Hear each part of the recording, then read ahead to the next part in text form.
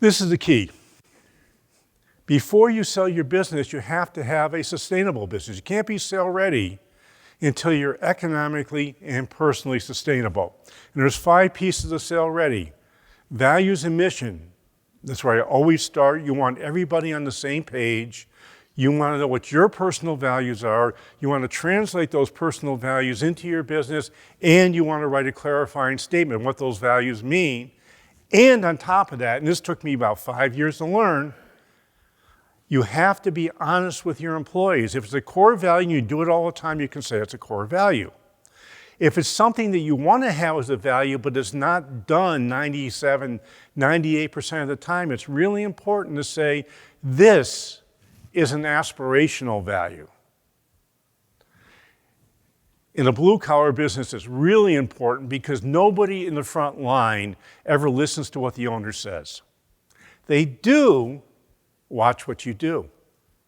And I would submit that's true for all employees. The second thing, and this industry's got this one down, recurring revenue, predictable revenue. A buyer wants recurring revenue. If you don't have recurring revenue, it's almost impossible to do a third-party sale. Construction companies do not have recurring revenue very often. So how are construction companies transferred?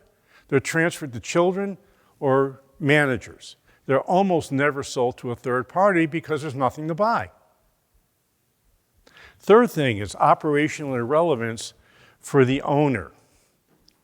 In other words, you're not involved in the day-to-day operations. Wealth management business, this is a really tough one. My recommendation to wealth management firms is always, when you get to a certain size, you have 14, 15 staff members in your firm, it's really important to make your clients clients of the firm and not clients of yours. That is, if you want to have a transferable business. If you can go to buyers and you can say, hey, I'm not the key person here, my team is, remembering buyers don't want you, they want your team and they want your systems, you have made a business that is much, much more valuable and you'll get paid a lot more money. That's the problem with this industry. And obviously systems, they want to buy your systems. They don't want to buy your brilliance. And unless you've documented your systems, they don't know what they're buying.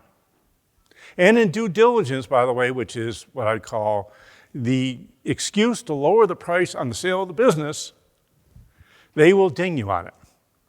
Now, those are the 4 things that drive sustainability. From that, we have 4 buckets of profit. And the 4 buckets of profit are lifestyle, having an emergency fund that's going to last for at least 6 months, have a fully funded growth program because businesses are either growing or they're shrinking. We like growing more than we like shrinking, but you have to be able to realize growth is expensive, especially if your clients are in a business that has receivables, inventory, and equipment. Doesn't show up in the P&L. It's really easy for them to get lost in it like I did. And then finally, the owner's retirement plan, because as we already saw, not many businesses are going to get the owner to retirement by himself. Just a little statement around that. There's 28 million businesses in the United States. 6 million, only 6 million out of the 28 million have any employees at all. Only 300,000 do more than $5 million in sales. And only 150,000 do more than $10 million in sales. So by my best estimate, somewhere between 400,000 and 500,000 out of 28 million businesses are saleable enough for the owner to ride off into the sunset. That means 27,500,000 businesses will not get the owner to retirement, approximately. So as your owners say, you know, my business is my retirement plan, you might want to pull out the 4 boxes and say, well, let me show you something that might be just a little bit different.